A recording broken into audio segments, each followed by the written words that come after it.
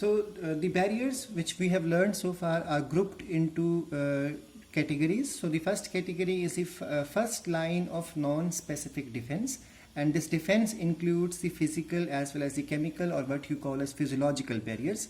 So the skin, the lining of the digestive tract, urinary tract, genital tract. So talk about any intra body tracts. All of them are covered with the layer you have learned in the 11th class in the histology of the gut, and that is called as mucosa membrane.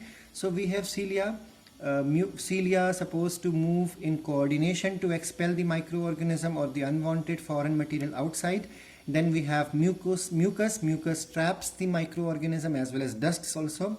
Then the acidic pH of stomach, acidic pH of vagina, these all are good for us and they provide us defense. And then sweating, salivation, that means physiological activities, even oil secretion, tear secretion. You all would have noticed once something awkward enters the eye, your eye starts becoming watered. That water is good because it is going to kill whatever is wrong in there entering into your eye would be stopped from damaging your eye. So because one of the main enzyme present in tear also is lysozyme. So the after the first line of defense, we have the second line of defense or non-specific defense made up of natural killer cells and the complement system. So whenever the first line of defense fails to provide us immunity or fails to prevent the access of the pathogen, then the neutrophils, macrophages, these are the phagocytic cells, even the WBC, that means the blood and the lymph cells, and the natural killer cells are responsible for providing us defense. So the natural killer cell, as I told you in the previous classes, natural killer cells are type of specialized WBCs, and they release gamma type of interferons as well as perforins, responsible for developing holes in the targeted cell, so that the holes will cause breaking of the membrane or the cell wall, and finally endoosmosis will occur and the cell will swell up and finally it will burst. So this is how NK cells provide us defense.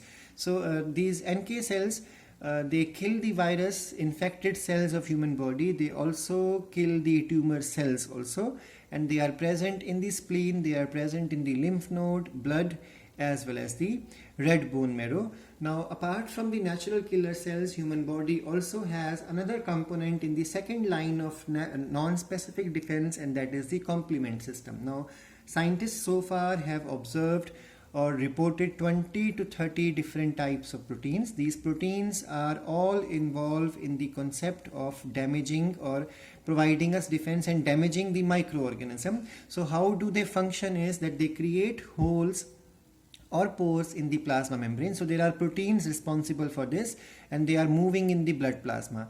In the same manner, we have that these proteins are responsible for developing a coat around. So they all will gather around the incoming microorganism, and once they coat around the microorganism, they will increase the chances of phagocytosis by the phagocytic cells of immune system. They also cause agglutination of the microorganism. Once agglutination takes place, the sedimentation will occur, and sedimentation is followed by phagocytosis taking place. In the same manner, these complement system proteins are also involved in neutralization of the virus. Neutralization means virus will release a toxin. The toxin has to be neutralized. Nullification of the toxin's effect is called as neutralization. These complement system proteins also activates the mast cells and the basophil cells, so that inflammatory effect will take place and body's immune system becomes stronger. So the second line of non-specific defense includes interferons, phagocytic cells, inflammation, fever, natural killer cells, as well as all the different proteins which are part of the complement system. Why are they called complement system? Is because they complement the cellular level of defense. That's why they are called as complement system. Now, apart from that, there is a third line of defense which we were learning in the last class. The third line of defense is the specific immunity or acquired immunity, which is also called as adaptive immunity. Now, Why is it called specific? Because it is able to distinguish between various foreign particles and molecules. That means it can easily make out which virus is entering, which bacteria is entering, and how to fight against it. So because it is able to distinguish, that's why it has a property of diversity also, that there are various types of components of the adaptive immunity which are able to distinguish between various types of inbound microorganism. They are even able to discriminate between self and non-self. So they are able to not to attack the self component but to attack the non-self, that means whatever is coming from the outside. And remember that they have the property of memory, that means they are able to memorize what happened in the first response, and that memory will help in a better response in the next attack. And remember that the acquired immunity is not present from the time of birth but after the point of birth. So that's why this immunity is called also as adaptive immunity, and it is found only in the vertebrates. Now this property of memory function, let's quickly understand from the NCERT. The acquired immunity on the other hand is pathogen specific.